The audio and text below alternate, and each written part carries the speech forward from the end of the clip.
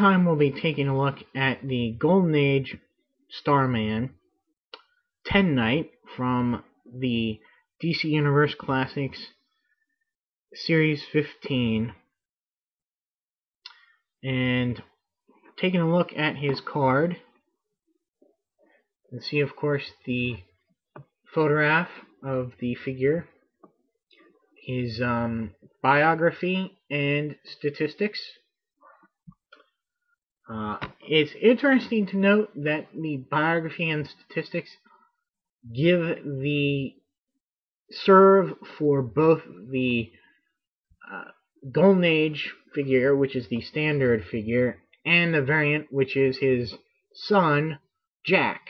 I believe they started doing that with the Cheetah figure, which previously they did not do. The other figures in this wave are shown as well: Golden Pharaoh, Omac, Gem, Raven, Martian Manhunter, the Sinestro Corps Batman, and the Collect and Connect figure Validus.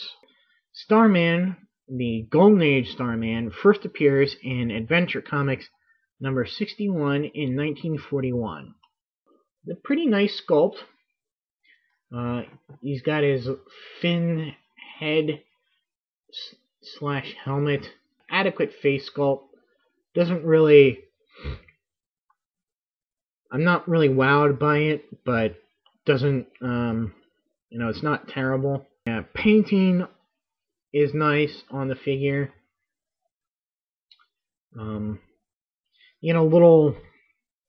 Little trouble here on the pants where the green and the red meet on both the legs. His star symbol is very nice and clean.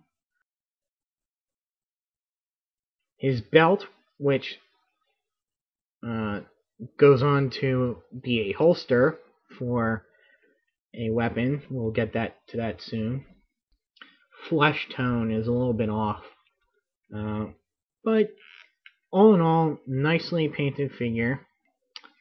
The way he was in the package, this arm kind of looks bent out of position, really, and for a time I actually thought they had given me a figure with two of the same arms here, but that's not the case. He's a very stiff figure in his arms for some reason, whereas all the other joints are pretty okay. They're not loose, but they're not tight. So I gotta be careful with this. I don't wanna. It's really hard to get pulled out, and I don't want to pull this off, breaking his arm.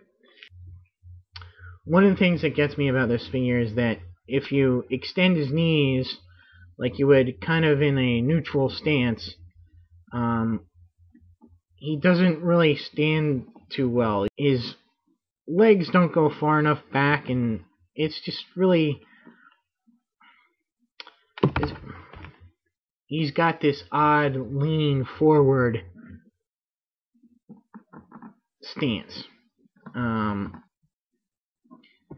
You gotta play with him. It just leads to an odd stance. So the best way to have him is in a slightly bent knee.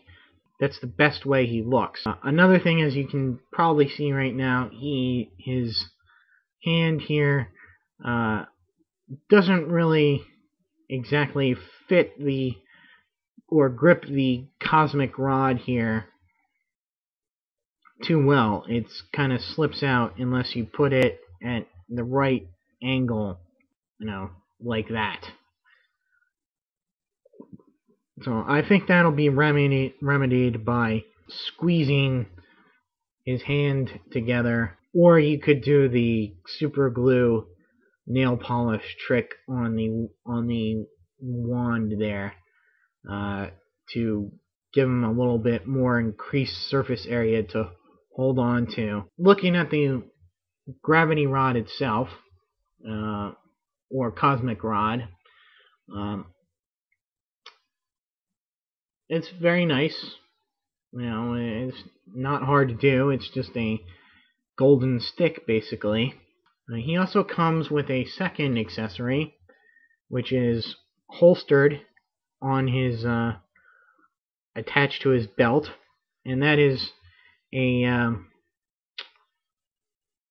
some form of blaster, which is kind of a head scratcher to me, because I've always assumed I've seen this pouch on his belt has always been meant for a carrying case for the cosmic rod, not a blaster type weapon, but I guess it's cool that they have it there. Another thing that I dislike about this figure is that he has this kind of floating cape that a lot of the DC Universe figures seem to develop, because they don't. There's no way to secure this on there without gluing it on there, which I think I probably will do. Starman is 10 Knight, is a physicist and astronomer who developed a gravity rod as a sort of power source. However, his cousin, Sandra Knight, who herself would become Phantom Lady at the time, convinced him to use it as a weapon to become one of these mystery men that were coming out just prior to World War II. And he creates the identity of Starman, updating the gravity rod into a cosmic rod, bringing cosmic rays from space and transforming them into a form of energy that can be wielded as blasts or solid projections of light to form barriers and shields, allow him to fly. And he becomes protector of his city, Opal City, joins both the JSA and the All-Star Squadron, and he falls in love with a girl by the name of Doris Lee. Unfortunately, towards the end of the 40s, she is murdered, and this murder sets off a period of time, a low point in 10 Knights history, where his girlfriend is murdered. He has worked on the Manhattan Project that created the atomic bomb, and so he feels guilty about that. Plus, the Justice Society has been forced into retirement by the House Unethical Activities Committee. So his whole life just stinks, basically, and he has a breakdown, a complete nervous breakdown, and institutionalizes himself. And he remains in that for a while, until he comes out of the career, and he has a brief affair with the original Black Canary, the modern day Black Canary's mother. However, he then sort of realizes that this can't go anywhere, and so he finds another woman to settle down with, and that is Adelaide Doris Drew. She's significantly younger than he is, because through the adventures with the JSA, he's been managed to have been kept younger than he actually is physically, through magic and science, and has 2 sons with her. Unfortunately, she succumbs to cancer. He does remain semi-retired as Starman up until 0 Hour, where the main villain in that, extant, ages him to what he would be in if he hadn't been kept young. At that point, he hangs up his costume permanently and hands it over to his son, David. And David has a very brief career as Starman. He is killed by the Mist's son, and more on that on the next video, which will be about his other son, who then takes over from David, and that son is named Jack, and again, we'll see more of his story in the next video. Ted receives a terminal case of cancer after fighting Dr. Phosphorus, who has accepted a hit out on him.